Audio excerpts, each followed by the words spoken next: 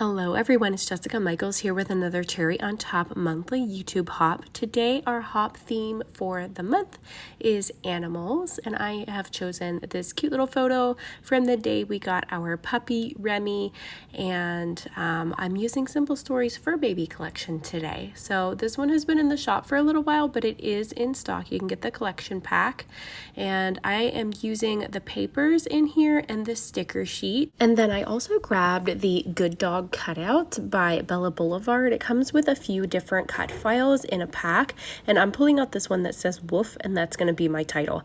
I really am showing you my process in this video. I had no clue or idea what I was going to do with this layout going into this video, so this is really showing you how my thought process worked.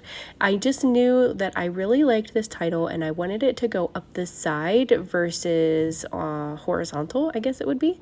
So I wanted to create some paper layers and pull in some of these gorgeous patterned papers.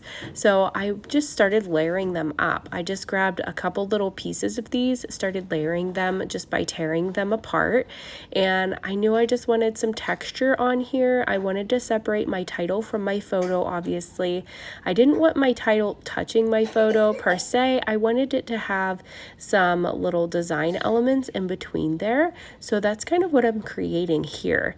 And then I'm just pulling in these different patterns from these papers in that collection kit and just layering them up, distressing them as I go, and just kind of roughing up the edges just to create all of that texture and pulling in those patterns from those papers. I wanted a white background. I wanted this to have as much white as I possibly can. Sometimes it's hard for me to not fill a page with all of the things, but I wanted some white space on this one. But I also wanted to add a nice little focal point and a little background for my cut file to sit on. I kicked around doing different papers to back my cut file, but I didn't really want to do that. So I'm gonna grab some vellum and actually back my cut file with that here in a minute. And as you can see, I've added that yellow piece behind my cut file. Here's where I'm kind of getting ideas, wondering if I wanted to back each letter with a different color. That's why I pulled that sticker sheet in there, or not the sticker sheet, but the cover sheet from the collection kit. I was looking at the different patterns and seeing if I wanted to use that to back my cut file, but then I decided not to. I'm going to use vellum instead. And then I did use a border strip. This is just a border die that I have in my stash and my manual die cutting machine. I love this little scallop border and the little texture that it adds, and it's just another layer that I can throw in here to add yet another pattern paper and some more color to this layout. And then I thought, oh, I'm gonna add another one yet. So I pulled out a different die that I have. This is another border die that kind of looks like a torn tablet paper. So I'm just going to tuck this one in over here to add some of that really pretty blue pattern paper that was on the back side of one of the other ones that I used. I just really loved the color of that. I think it's really pretty, and it went really nicely next to the darker blue shade.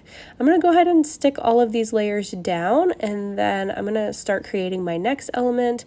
I knew I wanted to pull in some sequins on this layout, but when I started this layout, I wasn't quite sure how I was going to do it until now. I wanted to add some more texture to this layout. I know this one's all about texture, so I went ahead and threw this on my sewing machine and did some various different stitches on here. I did some zigzags and just some goofy looking stitches down where my dark blue pattern paper goes. You can see it there next to the tablet paper border die. And then I wanted to add some sequins in here, so I'm just using my Sew Easy needle and the black embroidery floss that you can find in the kit with black and white. And then I'm using 3 different sequins today, so they're all by Catherine Poehler. One is called Bucharest, the other is called Pagoda, that's like the minty greenish one, and then the other one's called Oslo.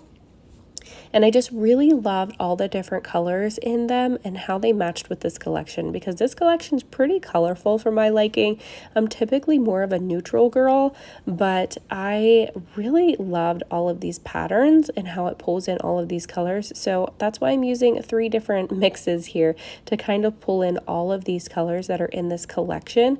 And all I'm doing here is I did take out one of the threads because this is a 6-strand thread and it's a little bit hard to manipulate those sequins over that thread. So I took out one strand. Normally I do take out two, so I make it 4 strands instead, but I thought, you know what, I'm going to try it with 5 and see if it works. And it did. So 5 strands worked just fine. And then I threaded all my sequins through and just taped the back side to the back of my paper. Then I'm grabbing a stencil here from the Cherry shop. This one's called My Dog Prints Stencil by Cartabella, and I just love it. I think it's just super cute. I love that it has some various mix of sizes in the paw prints, and it's perfect for dogs or cats because nobody's going to know the difference anyways. And I'm just using it with some Stellar ink in the color High Tide. And then I've got my photo here. I'm going to go ahead and back this using some white cardstock just to get a nice white outline in it. And then I'm going to go ahead and back my cut file first before I mess with that photo, I guess. And I'm just using some Deluxe Nuvo liquid adhesive here. As you can see, a little bit goes a long way. And I did pull it off of my vellum so that I didn't make a mess with the glue, but it will dry clear. So you don't have to really worry about it seeping out on your page or anything like that. But when I'm using it to back cut files with vellum, I do try to be careful so I don't get it on the vellum, because sometimes you can kind of see where the glue sat. So then I'm just trimming out around my cut file, and then nobody cringe, I'm using an X-Acto knife directly on my glass mat, which is a no-no. So do as I say, not as I do, and grab a cutting mat if you're going to use an X-Acto knife on your glass mat.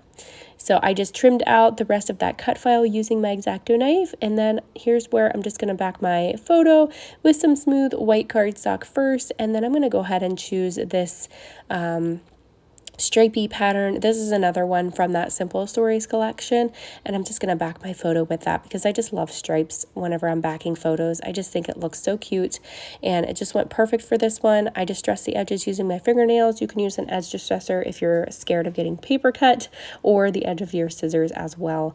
I've got this sticker sheet here from the collection along with some Bella Boulevard goodies. These are some little Bella Pops, so I'm just using that cute little dog, and the little dog house is from the sticker sheet. And then I've got these little words and phrases from Bella. It's called Bow Wow, and it has all these different phrases in this pack that you can use as titles on your layouts. Look, it's even got that same woof that I used for my cut file over there. It's got all kinds of things, but what I really like about this set is that it has little word phrases and little wordy bits that you can use along the bottom of your photo like this. So I'm going to grab one of those, and then this scallop piece is from that sticker sheet. I just cut it down to size and then just tucked it in. It was a little crooked, so I just used my tweezers there to just kind of pull that up and fix it so it was a little bit straighter. And then these little puffy stickers are so super cute. I love that little chat bubble with the heart in it. And then I'm going to use one of the little paw prints too.